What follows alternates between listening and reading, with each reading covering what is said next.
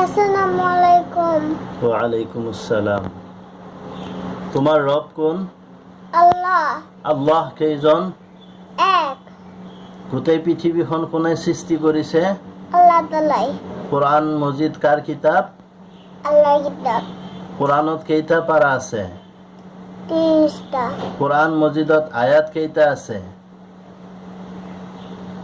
6666টা। কোরআন মজিদত কেইটা সিজদা আছে?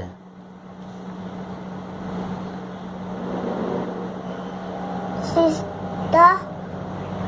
কোরআন মজিদত 17টা। কোরআন মজিদত কিমানটা সূরা আছে? 117টা। প্রথম নবীজনৰ নাম কি? হযৰত আদম আলাইহিস সালাম। শেষ নবীজনৰ নাম কি? মুহাম্মদ সাল্লাল্লাহু আলাইহি ওয়াসাল্লাম। আদম আলাইহিস সালামৰ বিবিজনীৰ নাম কি? হাওয়া আলাইহিস সালাম। হযৰত মুহাম্মদ সাল্লাল্লাহু আলাইহি ওয়াসাল্লামৰ প্ৰথম বিবিজনীৰ নাম কি? হযৰত হাজৰাতুল কুবৰা ৰাদিয়াল্লাহু আনহা। হযৰত মুহাম্মদ সাল্লাল্লাহু আলাইহি ওয়াসাল্লামৰ আব্বাৰ নাম কি? আব্দুল্লাহ। আম্মাৰ নাম? আমিনা। হযৰত মুহাম্মদ সাল্লাল্লাহু আলাইহি ওয়াসাল্লাম কিমান বছৰত বিবাহ কৰাইছিল? 25 বছৰ বয়সত। হযৰত মুহাম্মদ সাল্লাল্লাহু আলাইহি ওয়াসাল্লাম কিমান বছৰত নবুৱত প্ৰাপ্ত হৈছিল? 40 বছৰ বয়সত। হযৰত মুহাম্মদ সাল্লাল্লাহু আলাইহি ওয়াসাল্লামৰ গাধ দুটাৰ নাম কি? তুলদুল আৰ উলাইয়া। তোমাৰ ধৰ্মটোৰ নাম কি? ইসলাম। ইছলাম শব্দ অৰ্থ কি? শান্তি।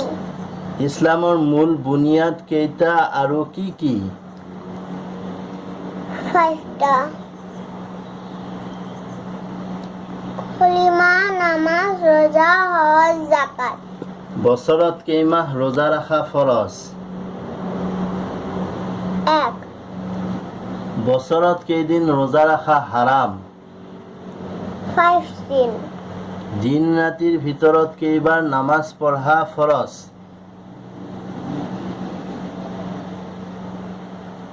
5 বাৰ। জ্ঞান বৃদ্ধিৰ দোৱাটো কি?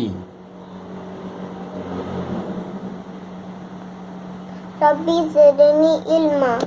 কোৰবানী কোন নবীৰ সুন্নত? হযৰত ইব্ৰাহিম আলাইহিস সালাম।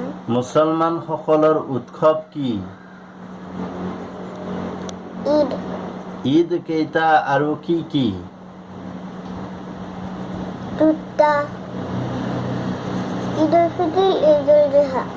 হযৰত মুহাম্মদ সাল্লাল্লাহু আলাইহি ওয়াসাল্লামৰ উটৰ নাম কি আছিল? আল কাসওয়া। হযৰত মুহাম্মদ সাল্লাল্লাহু আলাইহি ওয়াসাল্লামৰ ঘোঁৰাটোৰ নাম কি? নাহিফা।